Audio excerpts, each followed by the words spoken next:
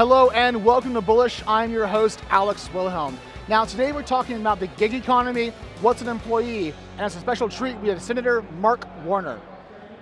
Now right now it's a very key question in technology. Who is an employee, and perhaps more importantly, who isn't?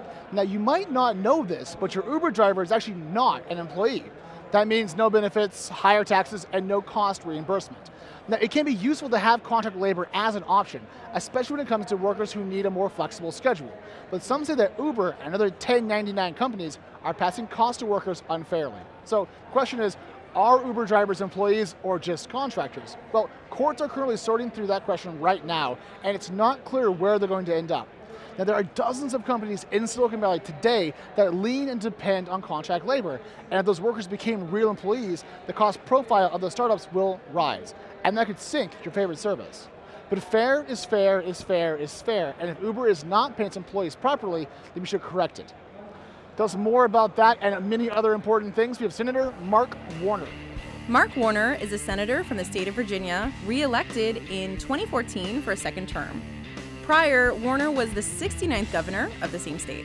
Starting his career first in technology, then moving to politics, Warner helped found Columbia Capital in 1989 and later was an early investor in Nextel. Sitting between technology, finance, and policy, Senator Warner may help shape the future of legislation that impacts Silicon Valley.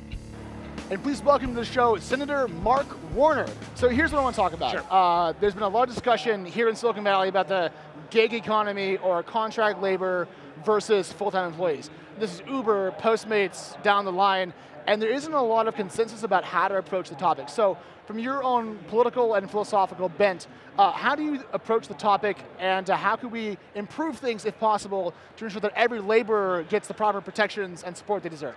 Well, first of all, we got to acknowledge that this is where a lot of the innovation is taking place. Yeah, sure. And there's enormous amount of positiveness coming out of people who are using these platforms in terms of monetizing their time, their car, their apartment. And there's also an enormous amount of flexibility, frankly, that didn't exist in the 20th century economy. Yes. So how do we take all that net good and allow it to improve and flower, but at the same time recognize there needs to be some level of a social contract in the 21st century. I agree with that entirely, but I mean, what does it look like? Is this legislation? Is this new regulation? First of all, what we've got to do is get out of this 20th century mindset that you're either a 1099er or a W-2. You know, there's going to be more than two choices going forward. And what I've been trying to tell folks, I've been holding forums around my state, Virginia, meeting with a lot of the companies here.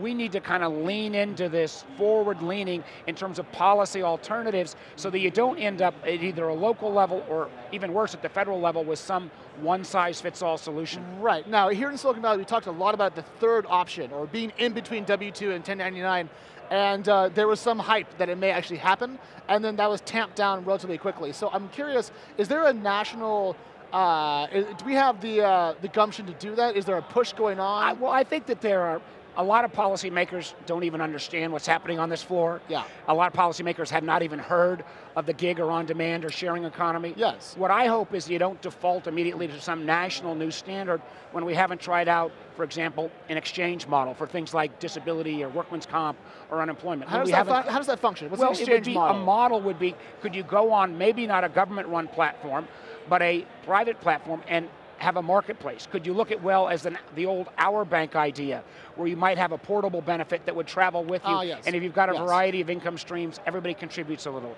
Let me give you one more. Okay. Could you even look at a consumer-driven model where a consumer might say, hey, you gave me a great ride, you were a great Airbnb host, I'm going to give you a little gratuity, that's going to go into a social insurance fund, maybe the platform would match it a little bit so you reward performance. Sure. As a capitalist, I want to figure out ways that we can grow this innovation, but without at the same time, a lot of top-down regulation. Without a lot of top-down regulation. But do you think there's demand among the Ubers and the Airbnbs to actually agree with this, support it, and then go along with it? Will they knuckle under, I guess is my question. I think they're all afraid that a simple 20th century reclassification could squash a lot of their models. And that is the fear. I talk to VCs about this, everyone's terrified. That's a fair fear. At the other hand, if you look at the 20th century, if you were doing well up here and then the stuff hits the fan, as it always does, there were all these things that would catch you along the way where both the worker and the business had jointly contributed. Now, if you're doing well in the gig economy, sure, and the stuff hits the fan, you go from here down to being back on the government dime, which is, with nothing I think, a little bit irresponsible. Even as a capitalist, I think that complete cliff is too much. So that's where we've got to sort it through. And for a while, I thought we might have 9 months or a year. I fear with the presidential debate coming up. Oh my gosh, it's going to become a complete catastrophe. People could jump into. My goal here is to see, can we get some policy ideas before they get divided, Democrat, Republican, left, right, make it future past, not liberal conservative. Are you going to lead this in the Senate? Are you going to lead this charge? My hope is, as somebody, I got a record of being bipartisan. I've got a group of folks who are helping me try to think this through, and my hope is that that group? Is that internal staff or is that external groups? Actually, there's a series of foundations, a series of companies who are looking at this issue as well as the whole issue of how do we make capitalism work for everybody again. Right, because it turns out there's a lot of people here in this country we could all do a little bit better. Yes. Just because I have to, are you an Uber user? Do you use Uber? I've used both Uber and Lyft. Oh, good plug there. All right. So I talked to a lot of people in DC, the FCC, the NSA, a lot of folks, and there seems to be this constant friction between that world and this world. And so I'm curious, have you seen a decline in the general difference between our camps, or are we still roughly as far apart, technology and politics, as we were 5-8 years ago? I think that there's more potential for disruption because as we see increased threats. I sit on the Intel committee. I know. You know, I understand the need. We disagree on some things, by the way. I understand the need for us to protect privacy. Yes. On the other hand, I also understand the need for us to make sure that the bad guys or hackers or criminals don't steal our data or information as well. Totally. Now, so I think there's rub there. There's also rub as we think about this new world of where the jobs and how the jobs are being created. Absolutely. And what everybody's responsibility is. But frankly, if we talked a little more, or just actually talked at all. I mean, like when I heard you were coming, I'm like, oh, DC's coming, how fun. That's a surprise, they never show up. Well, actually, if we did more than talk and actually, maybe even occasionally listen to each other.